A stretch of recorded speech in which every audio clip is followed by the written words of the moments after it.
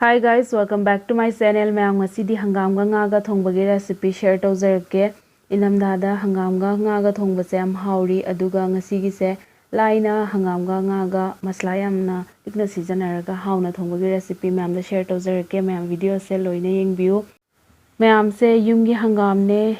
organic oiba hangam se chabada yam hauri aduga mayam su smaina kana hangam yumgi chana bayaurage mayam comment tawbiro yam haubane aduga hojiksi se fajana chamthoani fajana chamthoe aduga sigi se khara thadatle aduga mathang utjarake mayam adudo sise pianingba chawhaningba smaina mayam na pambada tawbiro aduga nga tawthoga thamme mayam ado nga tawthokbagi video di haptre mayam nga tawthokbagi video di mukai hapuni mayam su dum khangiduni aduga ike toba nga thongbagi recipe de su nga tawbagi di utpane mayam yengbiu aduga ngasigi hangam se ai chafuda thongani chafuda thongbase am hauri inamdada maiti aga smaina chafuda thongbase hausu hauri aduga ngasigi se yam laina thongba recipe ne mayam aduna soigani yengbiu matam yam changdana aduga hojisiga sare chafuse aduga hojisiga thau hape aduga tilhau hape tilhau se khara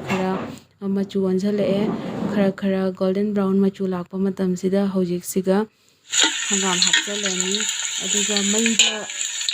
jangna munjali aduga machu olae hojikse hangam hapjale hangam se loina hapani aduga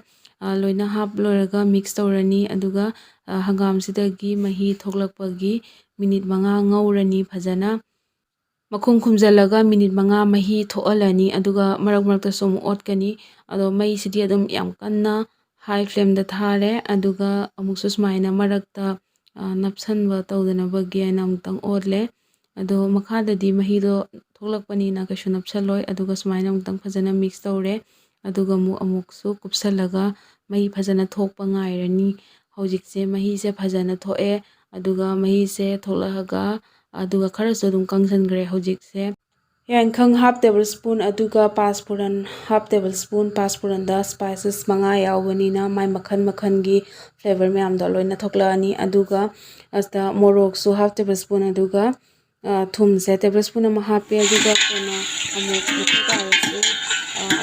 kona dum hape yai aduga hojikena aduga hojikse fajana mix tawre aduga hojikse fajana minute 3 ngaure aduga hojistagi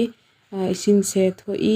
aduga smain tawringaista hojiksiga nga hapchalani nga se loina hapchalani aduga fajana angtang mix tawbirani aduga asise aduga futkra matungdadi amuk olaroi aduduna hojikse mathakta fajana sise mix tawre aduga hojikse hapjale isingse liter amamu khara hele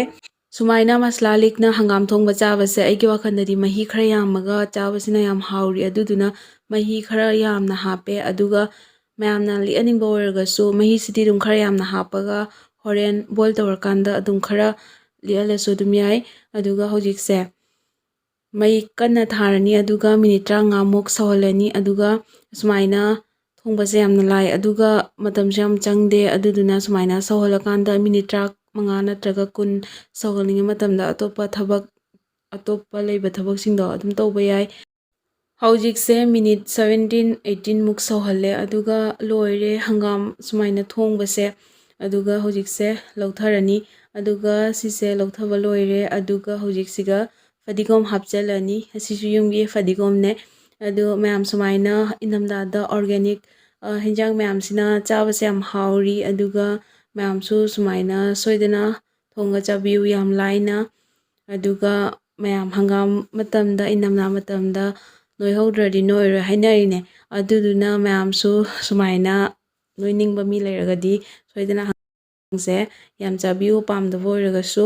aduga